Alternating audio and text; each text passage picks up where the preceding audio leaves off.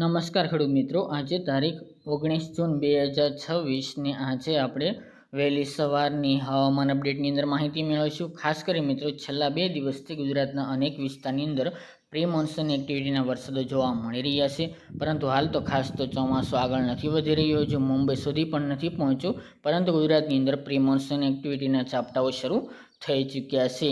જ્યારે મિત્રો 17-18 તારીખની વાત કરવામાં આવે તો ગુજરાતના અનેક જિલ્લાઓ અને તાલુકાની અંદર ગુજરાતના ભાગોની અંદર વરસાદી માહોલની ગતિવિધિઓ જોવા મળી હતી અને ગઈકાલે તેમજ આવતીકાલે ખાસ કરીને પંચમહાલના બાલાસિનોર સહિતના ભાગો, છોટાઉદેપુર હોય કે પછી અન્ય જિલ્લાઓની અંદર 2-3 ઇંચ અને 5 ઇંચ સુધીના વરસાદો ખાબકી ચૂક્યા છે। એવામાં મિત્રો આજે 19 જૂન છે, આજે વરસાદની ગતિવિધિમાં વધારો થઈ શકે છે, અમુક જગ્યાએ વાવણી લાયક સારા વરસાદો પણ જોવા મળે આજની તારીખોની અંદર તેવી હાલ શક્યતાઓ જોવા મળી રહી છે। આજે આપણે કયા કયા વિસ્તારની અંદર વરસાદની ગતિવિધિ જોવા મળશે તેની વાત કરીએ, તેમજ આજે વહેલી સવારથી દક્ષિણ ગુજરાતના ભાગો અને મધ્ય ગુજરાતના ભાગોની અંદર હળવા વરસાદી ઝાપટાઓ જોવા મળી રહ્યા છે। આજે 10 વાગ્યા બાદ એટલે કે અત્યારે 9 આસપાસનો સમય થયો છે, બપોર સમયના ભાગોની અંદર મિત્રો વરસાદની ગતિવિધિ જોવા મળે ગુજરાતના અનેક વિસ્તારની અંદર તેવી હાલ શક્યતાઓ દેખાઈ રહી છે। આપણે વાત કરવામાં આવે તો ખાસ કરીને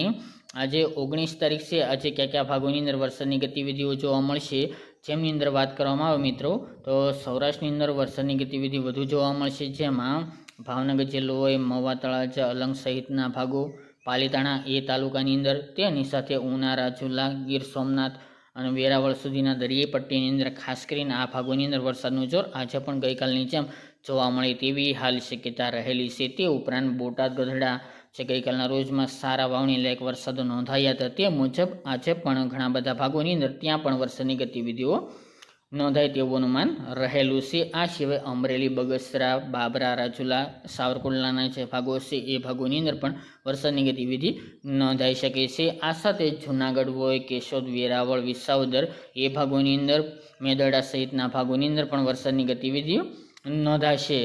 ત્યારબાદ આગળના ભાગોની જોવા જઈએ તો જેમાં રાજકોટનો વિસ્તાર છે, ગોંડલ છે, જેતપુર એ વિસ્તાર, તે ઉપરાંત વાત કરીએ તો મોરબીના અમુક તાલુકાની અંદર, જામનગરના 1-2 તાલુકાની અંદર ઝાપટારૂપ પીળો વરસાદ નોંધાઈ શકે છે। તેની સાથે સુરેન્દ્રનગર હોય, આસપાસના ધ્રાંગધ્રા આસપાસના, કુડા આસપાસના ભાગો, ધોલેરા, અમદાવાદ એ હાઈવે ટચના ભાગોની અંદર પણ આજે વરસાદની શક્યતાઓ નોંધાઈ રહી છે। અમદાવાદ, ધોળકા, નડિયાદ, વિરમગામ સહિતના ભાગોની અંદર પણ આજે વરસાદની શક્યતાઓ હાલ નોંધાઈ રહી છે। તે ઉપરાંત વાત કરવામાં આવે તો દક્ષિણ ગુજરાતના ભાગો, જેમાં વલસાડ આસપાસના ભાગો હોય, સુરત, ભરૂચ અને દહેગામ છે, આ ઉપરાંત દહેજ છે, રાજપીપળા, નર્મદા એ વિસ્તાર છે, ઉમરપાડાની અંદર પણ વરસાદની શક્યતાઓ રહેલી છે, બોડેલી છે, વડોદરા આસપાસના ભાગોની અંદર પણ ખાસ કરીને આજે વરસાદની ગતિવિધિ નોંધાઈ શકે છે। ઉત્તર ગુજરાતની વાત કરવામાં આવે તો ઉત્તર ગુજરાતના અરવલ્લી તેમજ મધ્ય પૂર્વના ભાગો છે, પંચમહાલ છે, દાહોદ, ગોધરા વિસ્તાર છે, એની અંદર પણ આજે વરસાદની ગતિવિધિ નોંધાય તેવું હાલ અનુમાન રહેલું છે। આ સાથે જ સાબરકાંઠા, બનાસકાંઠા, મહેસાણાના ભાગોની અંદર આજે વરસાદની ગતિવિધિ નોંધાય તેવી હાલ શક્યતા નોંધાઈ રહી છે। તો ખાસ કરીને આજે પણ ગઈકાલે જેમ વરસાદની ગતિવિધિ ઘણા બધા ભાગોની અંદર નોંધાઈ શકે છે